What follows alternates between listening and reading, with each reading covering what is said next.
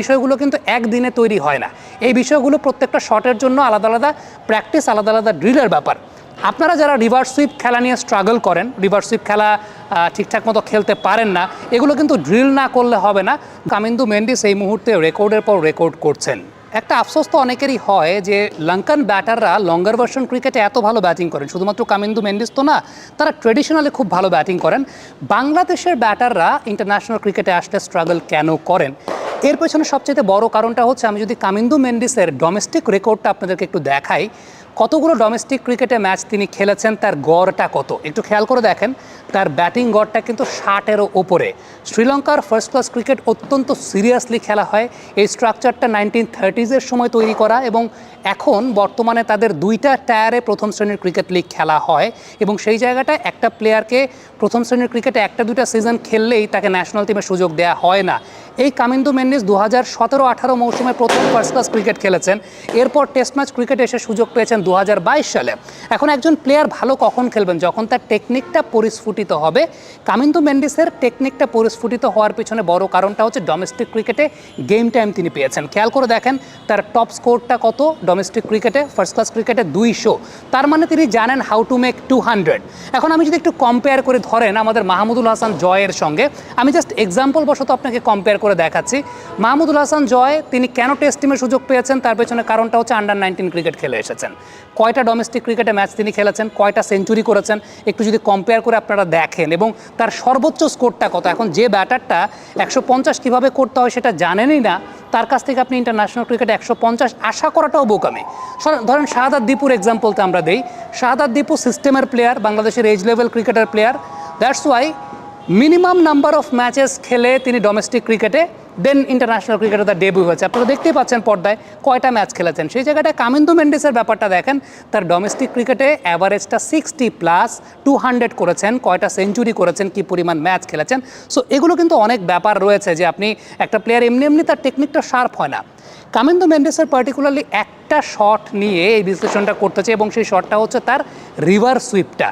তার রিভার্স সুইপটা আসলে খুবই আকর্ষণীয়। টেস্ট ম্যাচ ক্রিকেটেও নিয়মিত রিভার্স সুইপ তিনি খেলেন, পর্দায় আপনারা দেখতে পাচ্ছেন। আমি শ্রীলঙ্কান ডোমেস্টিক টি-20 লিগে কামিন্দু মেন্ডিসের রিভার্স সুইপের কয়েকটা ভিডিও দেখেছি, এবং সেই জায়গা থেকে আপনাদের জন্য প্লে করে দেখাচ্ছি। দেখেন কত সুন্দর সাবলীলভাবে তিনি রিভার্স সুইপ করে থাকেন। একটা বিষয় কমন, সেটা হচ্ছে রিভার্স সুইপ খেলার জন্য সঠিক বল সিলেকশনের জায়গাটা। খেয়াল করে দেখবেন যে কোন বলগুলোকে তিনি আসলে রিভার্স সুইপ করেন। যে বলগুলোর ম্যাক্সিমাম ক্ষেত্রে করিডোর থাকে অফ স্ট্যাম্পের বাইরে কিংবা অফ স্ট্যাম্প লাইনটা। সো শর্ট সিলেকশনটা খুব ইম্পর্ট্যান্ট। একটা বিষয় খেয়াল করে দেখেন, আমরা যদি স্লো মোশনে দেখি, রিভার্স সুইপ যে করবেন তিনি, এটা কিন্তু প্রি ডিটারমাইন্ড না যে আগে থেকে তিনি সিদ্ধান্ত নিয়ে রেখেছেন তিনি রিভার্স সুইপ করবেন। তিনি রিভার্স সুইপ করার জন্য অ্যাটেম্পটা তখনই নেন। শুরুতে আমরা দেখাচ্ছি বোলারের হাতে যখন বল, বোলার যখন ডেলিভারি স্ট্রাইডে, তখন দেখেন সব ক্ষেত্রেই একই রকমভাবে তিনি ব্যাটের পজিশনটা রেখেছেন, অর্থাৎ তিনি তখনও ডিসিশন নেন নাই তিনি রিভার্স সুইপ করবেন। ঠিক যেই মুহূর্তে বলটা ইন দ্য এয়ার, বোলার বলটা হাত থেকে ছুঁড়েছেন, ওই সময়টাতে তার রিভার্স সুইপের ডিসিশনটা বলের ডিরেকশনটা দেখে যে অফ স্ট্যাম্প লাইন বা অফ স্ট্যাম্পের বাইরে। সো স্টেপ নাম্বার 2 হচ্ছে এই জায়গাটা, সেটা হচ্ছে যে আপনি ডিসিশনটা নেবেন কখন, যখন বলের লাইনটাকে আপনি জাজ করে ফেলেছেন। 3 নম্বর যে বিষয়টা, অলওয়েজ প্রত্যেকটা ক্ষেত্রে একটা বিষয় খেয়াল করে দেখেন, তার সামনের পায়ের অবস্থানটা। সামনের পায়ের অবস্থানটা কিন্তু টুয়ার্ডস কাভার বা মিড অফ এক্সট্রা কাভার, ওই অঞ্চলটা। সো এই জায়গাটায় কামিন্দু মেন্ডিস সবসময় খুব সচেতন থাকেন যে সামনের পায়ের অবস্থানটা, এই অবস্থানটা একটা কমন পজিশনে রাখা এক্সট্রা কাভার ওই জোনটার মধ্যে, সেটা এলোমেলো বা বাঁকাতার অবস্থানে সবসময় তিনি একরকম অবস্থানে রাখার চেষ্টা করেন। এবং এর ফলে যে বিষয়টা ঘটে সেটা হচ্ছে বলকে ঠিকঠাক মতো তিনি দেখতে পারেন, তার কমফোর্ট জোন অনুযায়ী তিনি বলকে ঠিকঠাক মতো দেখতে পারেন। হেড পজিশনটা টুয়ার্ডস দ্য বল আরেকটা বিষয়, পায়ের পজিশনটা আমরা দেখালাম, এবং সেই সঙ্গে হেড পজিশনটা টুয়ার্ডস দ্য বল। এখন এই যে বিষয়গুলো, এই বিষয়গুলো কিন্তু একদিনে তৈরি হয় না। এই বিষয়গুলো প্রত্যেকটা শটের জন্য আলাদা আলাদা প্র্যাকটিস, আলাদা আলাদা ড্রিলের ব্যাপার। আপনারা যারা রিভার্স সুইপ খেলা নিয়ে স্ট্রাগল করেন, রিভার্স সুইপ খেলা ঠিকঠাক মতো খেলতে পারেন না, এগুলো কিন্তু ড্রিল না করলে হবে না। দুইটা ড্রিল আমি আপনাদেরকে দেখাচ্ছি, যে দুইটা ড্রিলে আপনি বারবার করতে করতে থাকলে একটা সময় আপনার বডির মাসেল মেমোরি অটো আপনাকে রিভার্স সুইপ করার জন্য প্রলুব্ধ করবে। রাসেল আমাকে হেল্প করার জন্য প্রস্তুত আছে। তবে একটা বিষয় উল্লেখযোগ্য, সেটা হচ্ছে আমি যদি একটু দেখাই, রিভার্স সুইপ 2 ধরনের রিভার্স সুইপ হতে পারে। এক ধরনের রিভার্স সুইপের জায়গাটা তো আমরা যেটা বলছিলাম যে এই আমার সামনের পাটাকে নিয়ে আমি দেন রিভার্স সুইপ করছি। অনেক ব্যাটারদেরকে আপনি আবার দেখবেন এই পেছনের পাটাকে দিয়েও রিভার্স সুইপ করেন। এখন যার জন্য যেটা কমফোর্টেবল সে সেই কাজটাই করবে। রাসেল, তোমার জন্য কমফোর্টেবল কোনটা? সামনের পাটায়। সো আমরা দুইটা ড্রিল রাসেলকে নিয়ে করব। এই দুইটা ড্রিল করলে আশা করছি বারবার যখন আপনি করবেন আপনি অটো রিভার্স সুইপ মাস্টার হয়ে যাবেন। প্রথম ড্রিলটার জন্য পজিশনটা নিয়ে নাও রাসেল। সো প্রথম ড্রিলের জন্য রাসেল অলরেডি তার পজিশনটায় চলে গেছে। আমরা পায়ের অবস্থানটা দেখছি, ও যে পজিশনটাতে অর্থাৎ টোটাকে যেদিকে পয়েন্ট করে রাখতেও পছন্দ করে, যে ঠিক আছে কাভার বা এক্সট্রা কাভারের ওই অঞ্চলটাতে, সেই অনুযায়ী পজিশনে চলে গেছে। এই জায়গা থেকে ডেফিনেটলি ওর জন্য সঠিক বল বাছাই গুরুত্বপূর্ণ, তবে তার আগে এই সুইফটনেসটা আনাটা, ব্যাট সুইং আনাটা খুব গুরুত্বপূর্ণ, এবং সেই অনুযায়ী এই রেডি পজিশন থেকে আমরা রিভার্স সুইপের প্র্যাকটিসটা করবো এবং খুব সুইফট ওয়েতে যাই।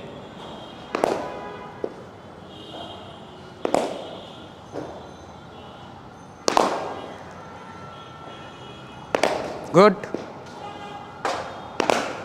এখানে আপনার ভুল হবে, শুদ্ধ হবে, কখনো কখনো হবে না, কখনো কখনো হতেও হবে না, কিন্তু এই কাজটা আপনাকে চালু রাখতে হবে।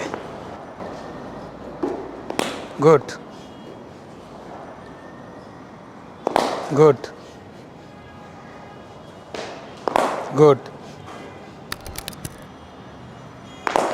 সো এই জায়গাটা আপনি আপনার কমফোর্ট জোন অনুযায়ী, আমি এই জায়গাটাকে কোনো বেসিকের মধ্যে আওতাভুক্ত রাখতে চাই না যে ইয়েস এক্ষেত্রে আপনার বেসিকটা এইরকম হতে হবে, সেরকম হতে হবে। আপনার কমফোর্ট জোন যেটা, আপনি আপনার কমফোর্ট জোন অনুযায়ী করবেন কাজটা।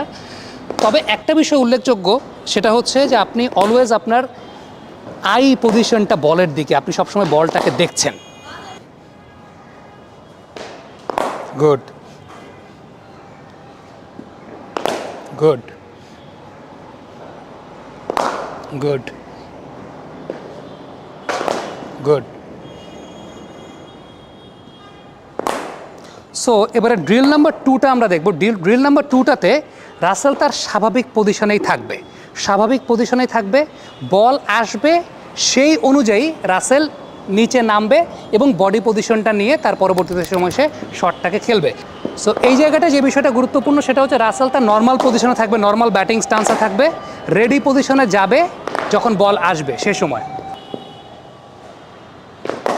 গুড। এই অ্যাঙ্গেল থেকে যারা দেখছেন একটা বিষয় খেয়াল রাখবেন যে রাসেল হেড পজিশনটা কোথায় থাকে, বলের দিকে চোখের অবস্থানটা কেমন থাকে, এবং সেই সঙ্গে পায়ের অবস্থানটা কোন দিকে খুব ভালো মতো লক্ষ্য করবেন।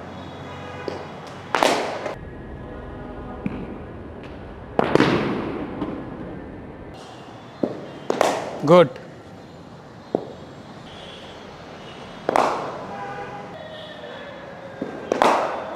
সো এই দুইটা ড্রিল আপনি যখন বারবার প্র্যাকটিস করবেন, এবং এটা তো দুইটা স্টেপে আমি আপনাদেরকে দেখালাম, দেন 3 নম্বর স্টেপ যেটা যাবেন, অরিজিনালি আপনাকে বোলিং করা হবে এবং সেই অনুযায়ী আপনি এই শুধুমাত্র রিভার্স সুইপের জন্য প্র্যাকটিসটা করবেন। So practice makes a man perfect, এবং তার আগে আমার কাছে মনে হয় যে নেটে গিয়ে শুধুমাত্র বোলিং ব্যাটিং করার চাইতে এই শটগুলোর আলাদা আলাদা ড্রিলিংটা খুব গুরুত্বপূর্ণ। Russell, thank you very much. এই জিনিসগুলো যেটা হয় যে সবাই অ্যাকুরেসি নিয়ে চিন্তা করেন যে অ্যাকুরেট কতটুকু হচ্ছে না হচ্ছে, আমার কাছে গুরুত্বপূর্ণ ইনিশিয়াল স্টেজে আপনি আসলে আপনার মাসেল মেমোরিটাকে কতটুকু তৈরি করতে পারছেন, এবং আপনার কমফোর্ট জোন অনুযায়ী, আপনার কমফোর্ট জোনটা আপনার বডি খুঁজে নেবে, আপনার কমফোর্ট জোন অনুযায়ী আপনি কীভাবে সেই শটগুলোকে খেলতে পারছেন, চর্চাটা, অভ্যেসটা খুব গুরুত্বপূর্ণ। Thank you very much. Comment বক্সে আপনাদের মন্তব্য, মতামত জানতে চাই।